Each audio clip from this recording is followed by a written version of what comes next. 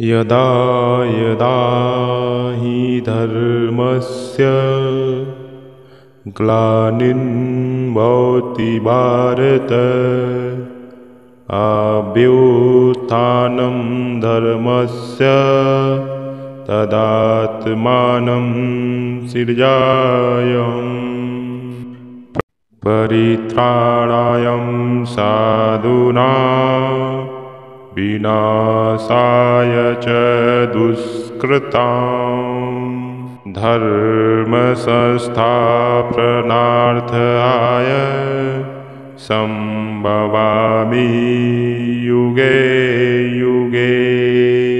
नमस्कार मित्रों, स्वागत है आप सबका मेरे ज्ञान गंगा रहस्यमयी चैनल में। मित्रों, हम लोग बात कर रहे थे नचिकेता के उपदेशों पर, जो आत्म तत्व के ज्ञान के सामने सभी भोगों को तुच्छ समझ लिया।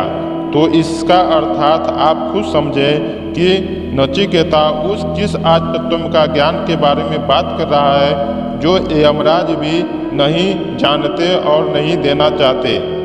तब भी उन्होंने नचिकेता से सिर्फ प्रलोभन के लिए हर चीज़ दिया।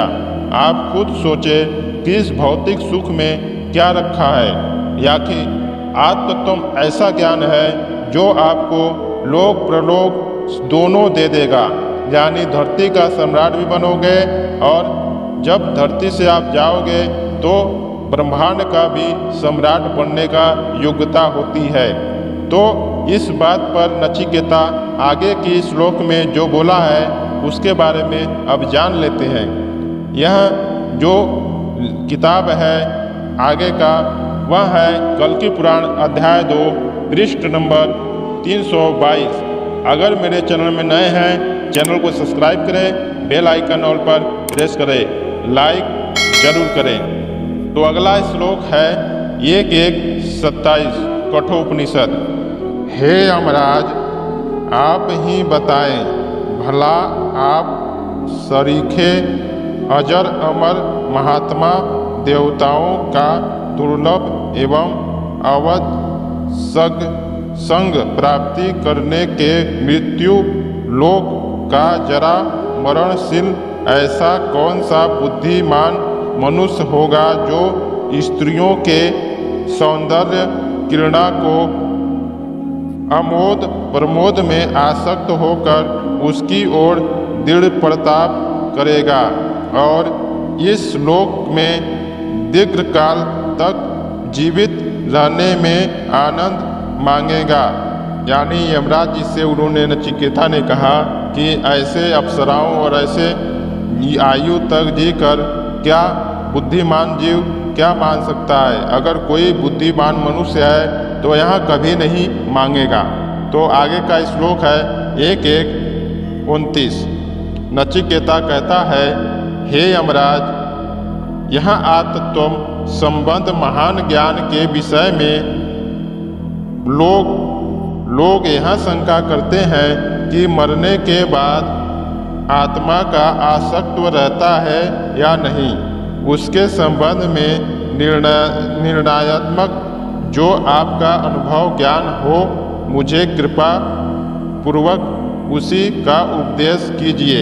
यह आत्मतत्व संबंधी वर अत्यंत गूढ़ है, यह सत्य है, परंतु आपका शिष्य यह नचिकेता आपके अतिरिक्त दूसरा कोई वर नहीं चाहता है।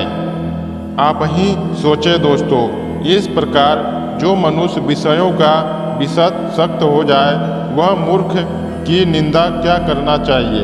अब ऐसे आत्मतत्व की विषय जो नचिकेता महापुरुष के जैसा दुर्लभ भाव का और वर मांग रहा है, यह कितना महत्वपूर्ण हो सकता है।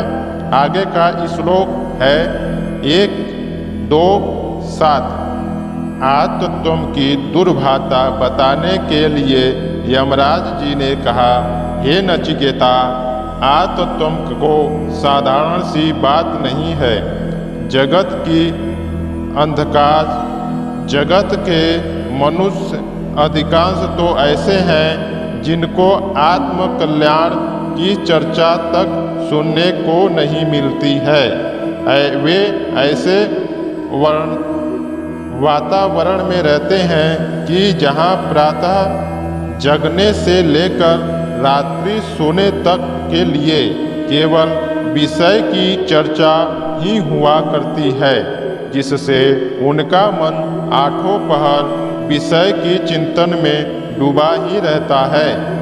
उनके मन में आत्म तत्व सुनने समझने की भी कल्पना ही नहीं आती और भूल भटक के यदि ऐसा कोई प्रसंग आता भी है तो उन्हें विषय सेवन से अवकाश नहीं मिलता, मतलब विषय से बाहर नहीं निकल पाते।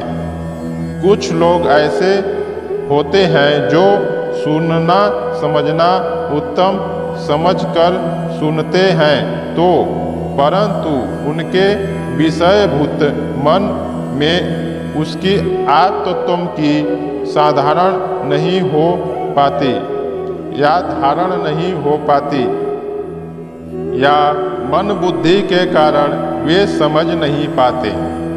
अगर जो तेज बुद्धि पुरुष समझ लेते हैं ऐसे आश्चर्यमय सत्पुरुष भी एकमात्र ही होता है जो उस आत्मतत्व का यथार्थ रूप वर्णन करने वाला समर्थ वाक्य होता है। ऐसे महापुरुष भी कोई बिरले ही होते हैं जिनने आत्मतत्व को प्राप्त करके जीवन में सफलता संपन्न की हो। भली भांति समझकर वर्ण करने वाला सफल जीवन अनुभवी तत्वदर्शी आश्चर्य के द्वारा उपदेश प्राप्त करके उसके अनुसार आत्मतत्व को साक्षात्कार करके महापुरुष को संसार में कम से ही कम देखा जाता है, बहुत ही दुर्लभ ही पाया जाता है। यहाँ यमराज जी बता रहे हैं कि अगर कोई मनुष्य जान भी लेता है तो वहाँ समझ नहीं पाता, वहाँ आश्चर्यमय ही होता है। कोई ही ऐसा पुरुष होता है जो इस आत्मतत्व को जान पाता है। वह कोई महापुरुष या सत्पुरुष होता है, परंतु वह विश्व में या धरती पर बहुत ही दुर्लभ ही होते हैं जो आत्मतत्व को जानते हैं। दोस्तों, अगला श्लोक है कठोपनिषद 1:1-2-8। प्रकृति पर्यंत जो भी सूक्ष्म तत्व है वह है आत्मतत्व की सूक्ष्मता। यह इतना गहन है कि जब तक इसे यथार्थ रूप में समझ ना ले कोई सत्पुरुष नहीं मिलते, तब तक मनुष्य का इसमें प्रवेश पाना अत्यंत कठिन ही है। अल्प ज्ञान साधारण ज्ञान वाला मनुष्य यदि इसे बतलाता है और उसके अनुसार कोई विविधान प्रकार के इसकी चिंता का अभ्यास कराता है तो उसका तत्व रूपी फल नहीं होता। आत्म तत्व तनिक सा भी समझ में नहीं आता। तत्वज्ञानी तत्वदर्शी पुरुष या सतगुरु से सुन के बिना केवल अपने आप तर्क वितर्क एवं कुतर्क विचार करने वाला आत्मतत्व को नहीं समझ सकता और न ही समझ पाएगा, परंतु सुनना उसे है जो इससे भली भांति जानने वाला आश्चर्यमय सत्पुरुष हो। तभी तर्क से सर्वथा अतीत इस गहन विषय की जानकारी हो सकती है। अगला श्लोक 1:3-10 जो यमराज इंद्रियों के बारे में बता रहे हैं। इंद्रियों का विषय अर्थ बलवान है। वे साधारण की इंद्रियां को बलपूर्वक अपनी ओर आकर्षित करती रहती हैं, अतः साधारण उसको उचित इंद्रियों के विषयों के रखे हुए बलवान मन में है। यदि मन के विषयों में आसक्ति न रहे, इंद्रियां और विषय ये दोनों साधक के कुछ भी हीन नहीं कर सकते, हानि नहीं पहुंचा सकते। और मन से बुद्धि बलवान है, बुद्धि से विचार राग द्वेष बनकर अपने वशीभूत ले लेकर चलता है, एवं बुद्धि से भी इसका स्वामी महान आत्मा बलवान है। इसकी आज्ञा से मनन चिंतन या कोई भी कार्य नहीं होता। आत्मशक्ति का अनुभव करने के द्वारा बुद्धि आधीन नियंत्रित कर सकते हैं। तो इसी प्रकार यमराज जी ने मन के बारे में सब कुछ बताया है, इंद्रियों के बारे में सब कुछ बताया है। चलिए थोड़ा आगे बढ़ते हैं दूसरे। लेकिन नचिकेता को आत्मतत्व का ज्ञान नहीं बता पाते हैं और नचिकेता आत्मज्ञान के बिना जा नहीं सकता था। इसलिए भगवान किसी न किसी रूप को धारण कर उनको आत्मतत्व का ज्ञान तो नहीं दिए, लेकिन आत्मज्ञान का ज्ञान दे दिए, जिससे नचिकेता थोड़ा संतुष्ट हुआ और वहाँ अपने योग जो मिला उसे स्वीकार कर भगवान की भक्ति में लग गया था। चलें थोड़े और श्लोकों के बारे में इसमें देख लेते हैं।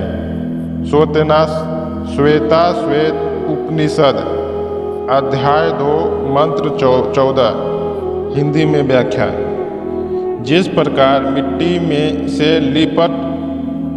लिप्त होकर मलिन हुआ जो प्रकाश रूप युक्त रत्न है, वह भली भांति वह धुल जाने पर चमकने लगता है, उसी प्रकार शरीरधारी आत्म तत्व को भली भांति प्रत्यक्ष कर अकेला केवल अवस्था को प्राप्त होकर सब प्रकार से दुखों से रहित तथा कृत मुक्त हो जाता है। श्वेत उपनिषद 2 मंडल 15। उसके बाद जब आत्म तत्व से युक्त ज्ञानी यहाँ दीपक के सदृश प्रकाशित यम आत्म तत्व के द्वारा परमत्व को भली भांति प्रत्यक्ष देख लेता है, उस समय अजन्मा निश्चय समस्त तत्वों को विशुद्ध आत्मतत्व शब्द रूप परम देव को परमात्मा को जानकर सब बंधनों से सदा के लिए छूट जाता है। दोस्तों, इस मंत्र में आत्मतत्व से ब्रह्मत्व को जानने के बात बताई गई है। यह भाव दिखाया गया है कि परमात्मा का साक्षात्कार मन बुद्धि इंद्रियों और योग साधना मुद्राओं आदि द्वारा भी नहीं हो सकता। इन सब की यह कोई पहुँच नहीं है, वे एकमात्र आत्मतत्व के द्वारा ही प्रत्यक्ष होता है। चलिए दोस्तों, एक मंत्र और ले लेते हैं। ऋग्वेद मंडल 1 सूत्र 164 मंत्र 39 तथा यजुर्वेद मंडल 9 सूत्र 15 और मंत्र 18 के एक बहुत महत्वपूर्ण श्लोक के बारे में आपको बताने जा रहे हैं। इसको बहुत ही गौर से समझने का कोशिश कीजिएगा। परम ब्रह्म परमेश्वर जिस अविनाशी परम आकाश रूप परम धाम में समस्त वेद गण अर्थात उन परमात्मा के पार्षद गण उन परमेश्वर की सेवा करते हुए निवास करते हैं, वही समस्त वेद भी पार्षद रूप में मूर्तिवान होकर भगवान की सेवा करते हैं। जो मनुष्य उस परम धाम में रहने वाला परम ब्रह्म पुरुषोत्तम को नहीं जानता और उन्हें रहस्य को भी नहीं जानता कि समस्त वेद उन परमात्मा की सेवा करने वाले उन्हीं की अंगभूत पार्षद हैं, वह वेद के द्वारा क्या प्रयोजन सिद्ध करेगा, अर्थात कुछ भी सिद्ध नहीं करेगा। परंतु जो मनुष्य उस परमात्मा को तत्वतः जान लेता है, वे तो उस परम धाम में ही समग्र प्रकाश से भली भांति प्रविष्ट होकर सदा सदा के लिए ही स्थित हो जाता है। दोस्तों, इस श्लोक में यह बताया गया है कि उस परम ब्रह्म को वेद भी क्या बताएंगे। वेद भी नेत नेत कहते हैं, क्योंकि वेद भी उस परम पिता परमेश्वर के रास्ते में रहकर उन्हीं के सेवा में मूर्तिवान बनकर रहते हैं और उनकी व्याख्या वह क्या करेंगे। तो इन सब विषयों से आपको यह पता चल रहा है कि इस सृष्टि में जो परमात्मा होगा ये सब गुणों से युक्त होगा। वह सिर्फ बोलेगा नहीं, वह सब कुछ दिखा सकता है और वैसा उसके अंदर दिखाएगा। वह अपने मुखों में अपने से बाहर अनेकों रूप धारण कर सकता है। असंख्य ब्रह्मांड को घेर कर स्थित रहने वाला उस परम ब्रह्म परमेश्वर को यथार्थ रूप से जानने के लिए आप मेरे चैनल को सब्सक्राइब करें, लाइक करें और कमेंट करें।